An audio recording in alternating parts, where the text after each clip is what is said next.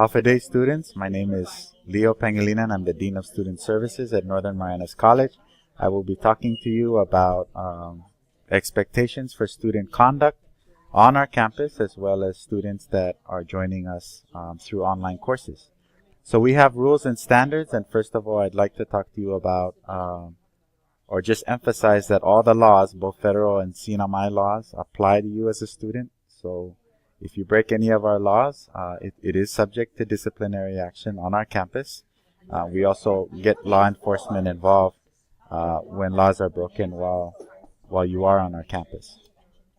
There's no chewing betel nut, no tobacco use, no alcohol, no vaping or lethal weapons, chewing betel nut and tobacco use. So you can have tobacco on you or betel nut and all the mixings that go with betel nut. You just can't have you can't be actively chewing or have anything in your mouth related to those substances. There's no alcohol, no containers to hold alcohol. You can't come to school intoxicated or after having consumed even a can of alcohol or beer. There's no vaping. Vaping is this it's the newest thing for people to inject nicotine into their body. It's seen as a substitute for smoking or chewing betel nut. This is not allowed because we don't know the difference between students smoking what looks like a crack pipe or an ice pipe as compared to someone smoking smokeless tobacco. So just keep it at home and don't use it on our campus. Lethal weapons are not allowed. If you are if you're licensed in the CNMI to carry a firearm, you're allowed to keep it in your vehicle in the parking lot. However, we will not allow you to bring that into our classroom or walk our hallways, whether it's concealed or not, with the exception of if you are a law enforcement officer and your purpose on our campus is for police business. Expectations for behavior in general center around these four values: respect, care, being informed, and academic integrity. Respect, basically do unto others as you would have them do unto you. We also want to emphasize that that value has very much to do with expecting students to be able to build a tolerance for the diversity of ideas and opinions that both your instructors and your fellow students have about any and everything, as long as it's not something that would incite violence or hate. It's something that we would like all students to be able to struggle with and show some respect and appreciation for people's differences in opinion. Care, that value has to do with ensuring that you're aware and cognizant about your mental and physical health. We do feel that it's important that you take care of yourself, live a healthy lifestyle. We do have some activities planned for students to be able to be engaged socially and physically, but mentally as well. If you are experiencing extreme stress or there's something going on with your personal life in your family, we ask that you see one of our counselors to ensure that you can overcome whatever challenges or adversity that you're faced with at any moment that you're a student. We also expect you to take care of our property, whether you're an online student or you're a student on our campus. There will be resources that you will be using: our facilities, our infrastructure, our digital internet infrastructure. We ask that you take care of those resources as well. Being informed, this has very much to do with our goal of developing all students into independent, mature, responsible adults. And what comes with that is an expectation that you read, you take the time to find out what you need to know to take care of issues that you might come across, or if you have complaints, concerns, that you find out what the procedures are. Most of the procedures at the college for resolving issues or for addressing your needs will be on our website. So we ask that you at least go there and of course talk to your advisor and any other staff support or instructor bring your issues up so that we know what they are and we can help you address those. Academic integrity has to do with um, it has very much to do with cheating. Cheating is not allowed. Plagiarism is not allowed. Plagiarism, you'll learn quickly in your English classes that it has to do with copying someone's work without giving them credit.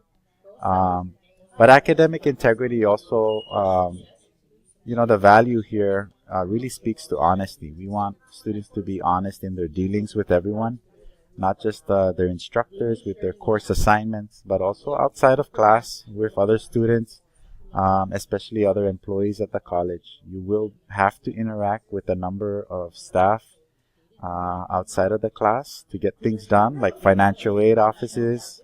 Our financial aid office and personnel, admissions and records staff, the registrar, our counselors. We ask that you be honest with filling out applications, completing surveys, and all other information gathering methods that we put your way.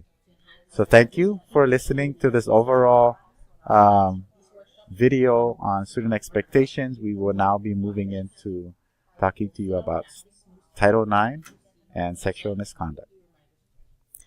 Hafade students, my name is Novelyn Tenorio and I am your Title IX coordinator. And today I would like to introduce you to Title IX. So basically what Title IX is, it prohibits discrimination based on sex in education programs and activities that receive federal financial aid. And these include sexual harassment, sexual assault, sexual violence, discrimination based on pregnancy, as well as failure to provide equal opportunity in athletics. Okay. So I kind of want to run down kind of the definitions of what sexual violence is. Sexual violence includes rape, sexual assault, sexual battery, includes sexual abuse, sexual coercion, sexual harassment is a conduct of sexual nature.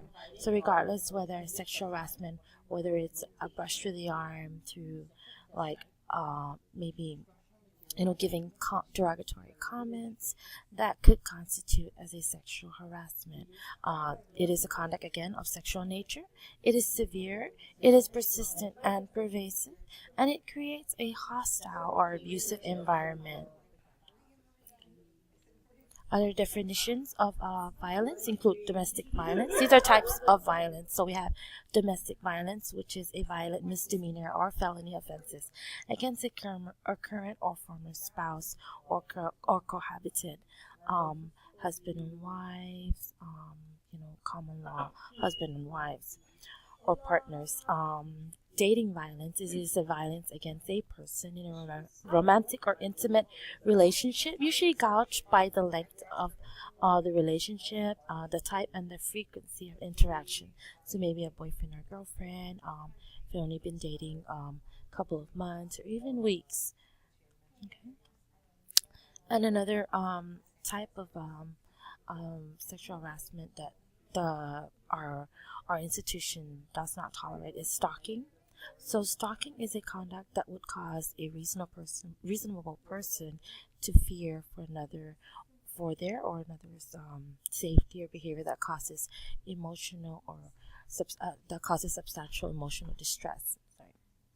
So I want to kind of go into what consent is and basically, how many of these harassments happen is there's that misconception of consent, whether or not they've given their permission to engage in these kind of acts. So consent, again, it is silence. Consent is key. I want to kind of run down on what it is, and silence or inaction can never constitute consent. So whether a student is being quiet about something, or your partner, girlfriend or boyfriend, or anybody is being silent about something, and there's an act of in sexual nature that's going on, whether they're quiet, it does not mean that they give you permission to conduct or continue your actions. I want to emphasize that our college, our institution, does not tolerate any form of sexual harassment. It is knowing, consent is knowing, it is voluntary, it is an active permission, and it is given in clear words or action. If you are not sure, ask yes or no whether that individual who you're engaging with is comfortable with whatever it is that you're trying to engage them with. Okay? And I want to show you guys a video. If you're still struggling with consent, just imagine instead of initiating sex, you're making them a cup of tea. For you. You say, "Hey, would you like a cup of tea?" And they go, "Oh my God, I would love a cup of tea. Thank you." I'm sorry, we're kind of. Then you know they want a cup of tea. Okay. If you say, "Hey, would you like a cup of tea?" And they're like, I'm not really sure. Then you could make them a cup of tea or not, but be aware they might not drink it. And if they don't drink it, then, and this is the important part, don't make them drink it. Just because you made it doesn't mean you are entitled to watch them drink it. And if they say no thank you, then don't make them tea. At all.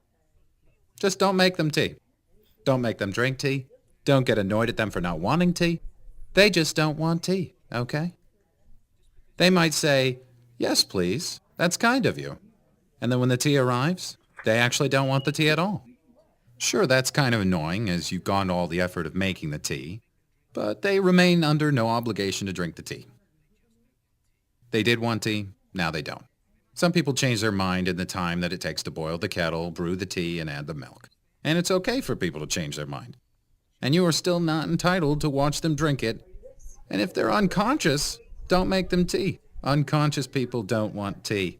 And they can't answer the question, "Do you want tea?" Because they're unconscious. Okay, maybe they were conscious when you asked them if they wanted tea. And they said yes. But in the time it took you to boil the kettle, brew the tea, and add the milk, they are now unconscious. You should just put the tea down. Make sure the unconscious person is safe. And this is the important part again. Don't make them drink the tea. They said yes then, sure, but unconscious people don't want tea. If someone said yes to tea, started drinking it, and then passed out before they'd finished it, don't keep on pouring it down their throat. Take the tea away. Make sure they're safe, because unconscious people don't want tea. Trust me on this. If someone said yes to tea around your house last Saturday, that doesn't mean they want you to make them tea all the time. They don't want you to come around to their place unexpectedly and make them tea and force them to drink it going, "But you wanted tea last week." Or to wake up to find you pouring tea down their throat going, "But you wanted tea last night."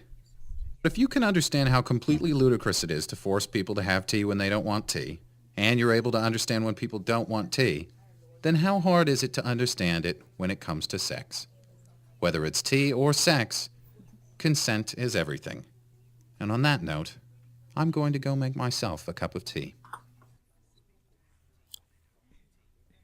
Kind of glad that you're able to take a look at that clip, and kind of gives you a rundown of what consent, gives you kind of that analogy. So what we do in our office as a Title IX, how we handle complaints when you do receive in complaints of sexual harassment, usually when it's reported to our institution, what we do is we address it. We make sure that it stops. We find ways to remedy the situation, which includes interim measures, such as, we ask for your confidentiality requests. We give academic counseling, academic support counseling, and increased security, as well as we also take necessary steps to end the sexual violence, okay, and we prevent its reoccurrence. Okay. And for more information, you can contact me. I am your Title IX coordinator. My name again is Noblin Tenorio. I'm over at the Human Resources Building office, Building P. My number is listed. As I've also listed down here our victim advocate. Her name is Nita DeLongero. She's over at the counseling office, and we also do have a sexual assault and response team, SART team. And if it's an emergency, you can always contact the campus police. Thank you again for watching, and stay safe, everybody.